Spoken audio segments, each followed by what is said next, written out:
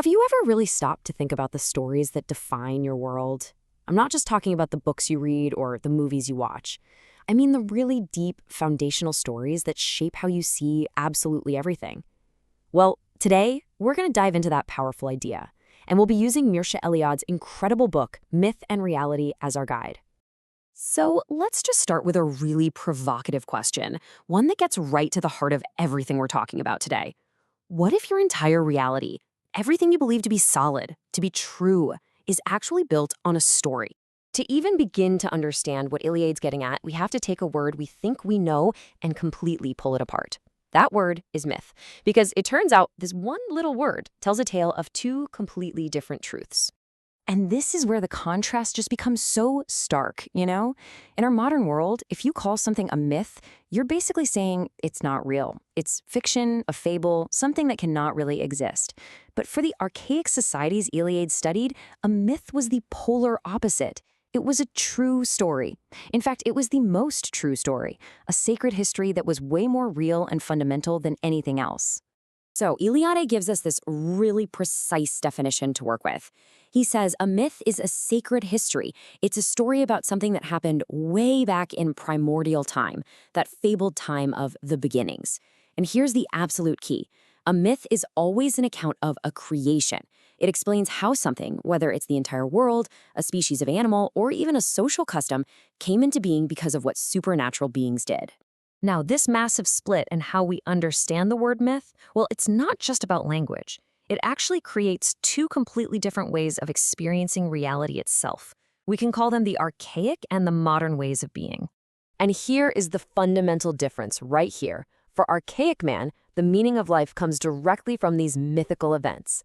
Time isn't some straight line that just disappears behind us. No, it's cyclical. You can actually go back to that sacred time by reenacting the creation myths through rituals. Modern man, on the other hand, sees himself as a product of history. For us, time is a one-way street. It's linear. It's irreversible. We are made by historical events, for sure, but we don't feel this pressing need to constantly relive them to find meaning in our lives. For these traditional societies, myth wasn't some lofty, abstract idea. It was an intensely practical blueprint for how to live.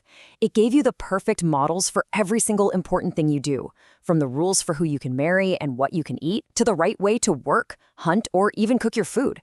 It's summed up perfectly by the Arunta people of Australia. You ask them why they do things a certain way, their answer is simple: because the ancestors so commanded it. That's it. So this idea of myth as a blueprint, it leads to a really fascinating consequence. The belief that if you know the myth, you gain power over reality itself.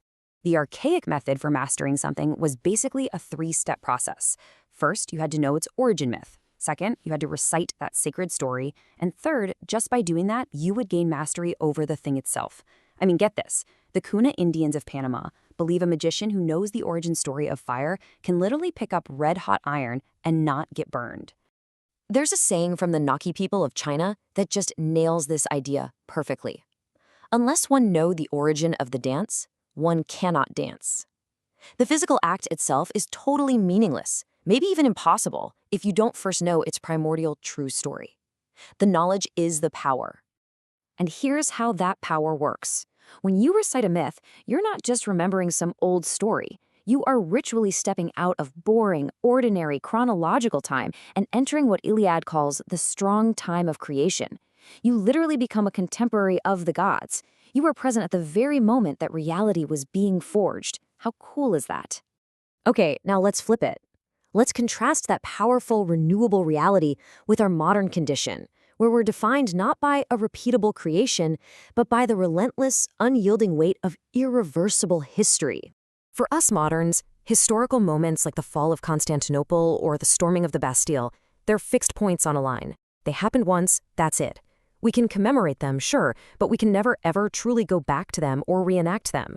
And the same thing goes for the events of our own lives. They just keep piling up, forming our unique, unrepeatable history.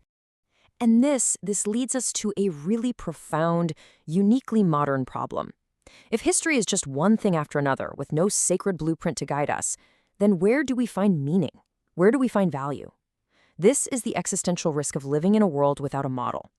So it seems like we live in a disenchanted world, a world without myth. But what if that's not quite right?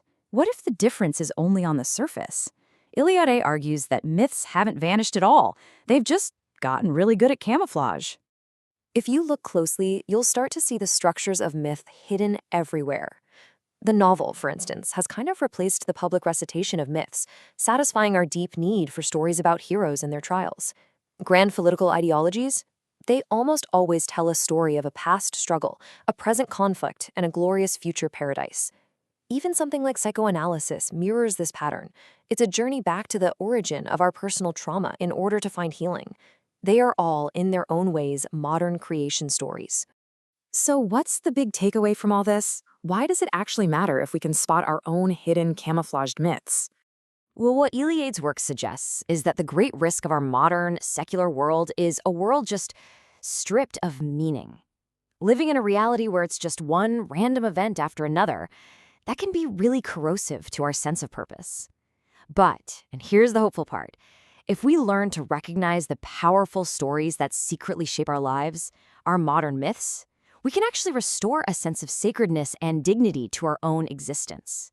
By learning to see the myths that shape us, whether they're thousands of years old or were invented yesterday, we gain the power to consciously choose the stories that give our lives real value. Which brings us all the way back to that first question, but now it's for you. What sacred story are you living? And maybe more importantly, what story are you going to choose to live next?